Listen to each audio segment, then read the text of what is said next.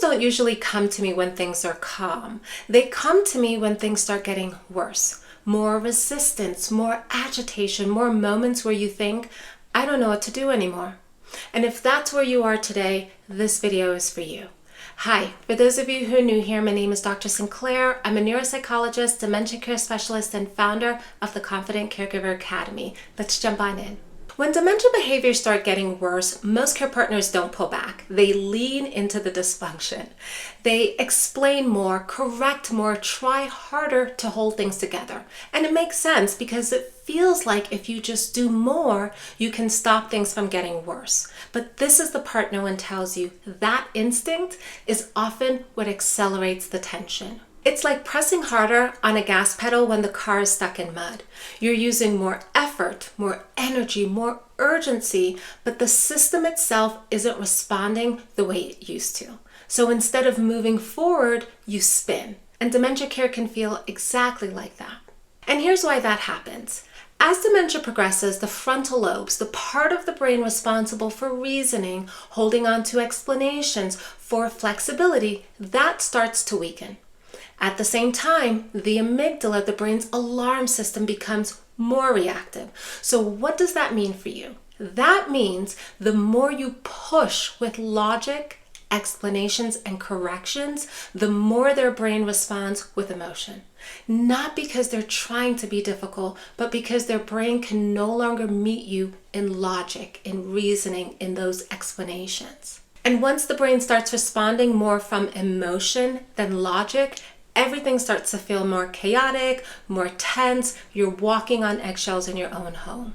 What to do? Step 1, reduce demand early.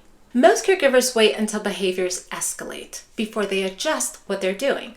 But by then, your loved one's brain is already overwhelmed. So the real shift is this: don't wait for the behavior. Look for what comes before it. That subtle restlessness, the pacing that starts to pick up, a change in their tone of voice. Maybe it's sharper. Maybe they're becoming more short with you. Maybe they're starting to repeat the same question more than they usually do. Those aren't random. Those are early signals, and early is where you want to intervene because early is where you still have influence. Early is where you can slow things down before it turns into something harder to manage. And when you catch those early signals, the next shift becomes critical.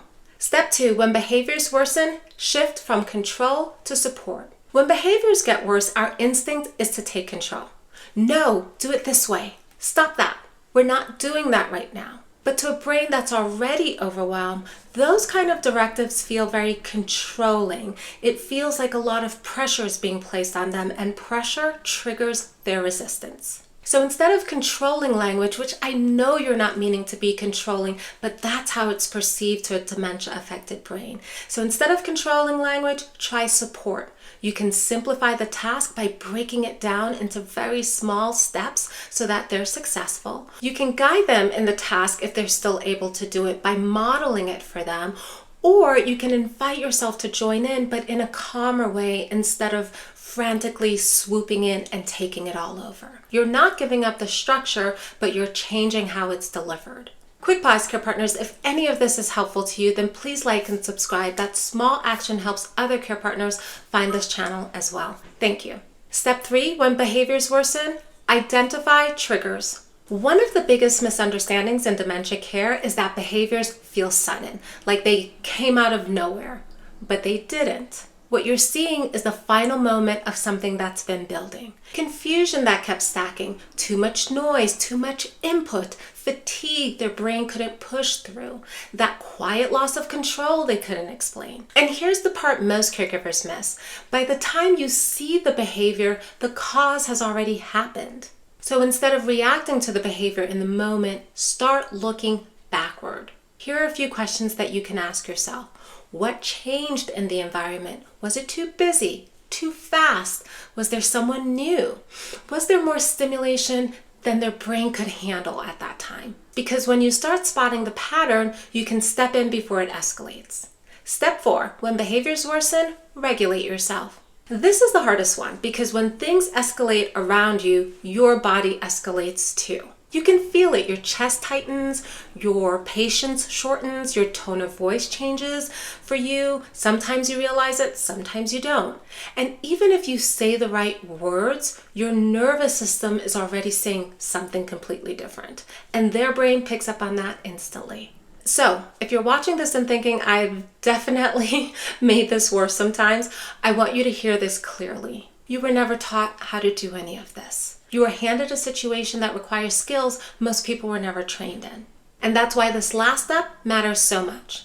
Step 5, create systems. When behaviors get worse, you cannot rely on reacting in the moment anymore. Because in those moments, you're already overwhelmed and they're already overwhelmed, and nothing good gets built in that space. What you need instead is a completely different approach. You need systems. Routines their brain can depend on, environments that won't overload them, choices that are simple enough to succeed, responses that stay consistent even when things get hard. Because systems do something powerful.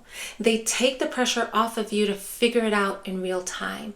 They reduce the number of decisions you have to make when you're already under stress. And if you're realizing, I don't have those systems in place yet, that's exactly what we built inside the Confident Caregiver Academy. You do not have to figure this out all on your own. You can schedule a call with me below and we'll walk through what that could look like for your particular situation. So if things feel like they're getting worse and you've been pressing harder, trying more, doing everything you can, and you're still spinning, it's not because you're failing. It's because the system has changed. And pressing harder isn't what gets you out of the mud, but learning how to respond differently does. I hope that was helpful to you, care partners. I'll see you in the next one. Bye.